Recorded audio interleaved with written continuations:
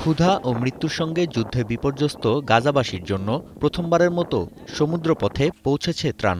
শুক্রবার গাজা উপকূলে তৈরি করা অস্থায়ী ভাসমান জেটির মাধ্যমে উপত্যকায় ত্রাণ পাঠিয়েছে পশ্চিমা ও আরব কয়েকটি দেশ। গাজা থেকে ৩৬০ কিলোমিটার দূরে সাইপ্রাস থেকে আসে সমুদ্রপথে ত্রাণের প্রথম চালান। ২ মাসে নির্মিত ভাসমান জেটিতে পাঠানো হয় ১৭০ টন খাবার, যা ইসরায়েলের তল্লাশি শেষে ট্রাকের মাধ্যমে ছড়িয়ে দেওয়া হয় উপত্যকায়। মার্কিন প্রেসিডেন্ট জানান, ১১,০০০ মানুষের ক্ষুধা নিবারণ করতে পারবে প্রথম দফা ত্রাণ। যদিও সমুদ্রের বদলে সড়কপথে ত্রাণ পৌঁছাতে ইসরায়েলকে সীমান্ত ক্রসিংগুলো খোলার আহ্বান জানানো হয়। But it's important that Rafah open immediately. Other crossings are open, but there's been challenges with getting some of that aid through those crossings, particularly protest activity on the Israeli side. And those delays, those problems have got to be solved. This is meant to be additive, this temporary period. Additive, not an alternative. There's just no alternative really to getting trucks in on the ground. At the end of the day, the basic point is, will we be able to get enough aid in to keep people alive?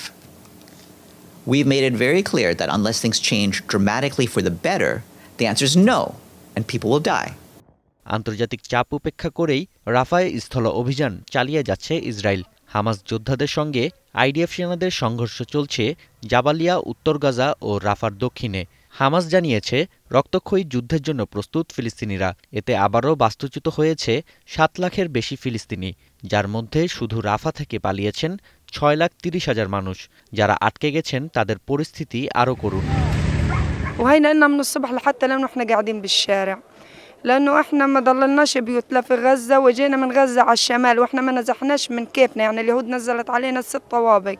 في اولاد حلال كتير يعني انه هذا، وكان الواحد جايب مصاري معاه من غزة، بس هلقيتها يعني مش فيش إمكانية نطلع من هنا لأنه الوضع صعب. أنا بدي أطلع، صحيح بدي أطلع، أنا نفسي هلقيت أطلع لكن রাফায় অভিযানের সময় উদ্ধার হয়েছে ৩ জিম্মির মরদেহ। Hamas জানিয়েছে, জিম্মিদের জীবিত ফিরে পাবার একমাত্র পথ যুদ্ধবিরতি। তবে ইসরায়েলের প্রধানমন্ত্রী জানান, জীবিত অথবা মৃত সব জিম্মিদের দেশে ফিরিয়ে আনবে সেনারা।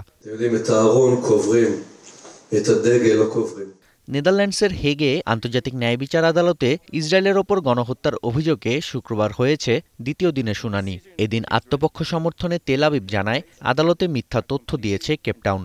হামাস যোদ্ধাদের বিরুদ্ধে আত্মরক্ষার্থেই গাজায় সামরিক অভিযান চালানোর যৌক্তিকতা তুলে ধরে ইসরায়েল। এ সময় আদালত প্রাঙ্গণ থেকে ইসরায়েলি আইনজীবীদের মিথ্যাবাদী বলে প্রতিবাদ করে এক বিক্ষোভকারী। Israel is engaged in a difficult and tragic armed conflict. South Africa ignores this factual context, which is essential in order to comprehend the situation, and also ignores the applicable legal framework of international humanitarian law.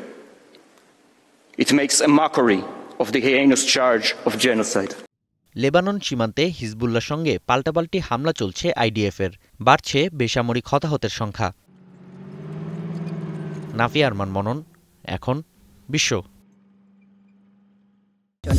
Lily Yellow Face Wash. Lily, always be beautiful.